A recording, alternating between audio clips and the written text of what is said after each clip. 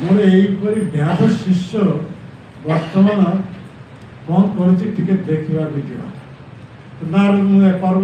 ନାରଦଙ୍କ ସହିତ ଆସିଛନ୍ତି, ମାନେ ବର୍ଷ 2 ବର୍ଷ ପରେ ଆସିଛନ୍ତି, ଦୀକ୍ଷା ତ ଦେଇଯାଇଛନ୍ତି, ବର୍ତ୍ତମାନ ଦେଖିବେ ସେ କ'ଣ କରୁଛନ୍ତି। ହଁ, ତେଣୁ ଆସିଛନ୍ତି, ଗୁରୁଦେବ ଆସିଛନ୍ତି ଦେଖି ଏ ସ୍ୱାମୀ ସ୍ତ୍ରୀ ମାଳାର ଜପ କରିଥିଲେ, ତୁଳସୀ ପରିକ୍ରମା କରିଥିଲେ, ଆଗରେ ଯେତେ ପଡ଼ିଗଲା ଗୁରୁଦେବ ଆସିଛନ୍ତି, ସ୍ୱାଗତ କରିବା ଦୌଡ଼ି ଗଲେ।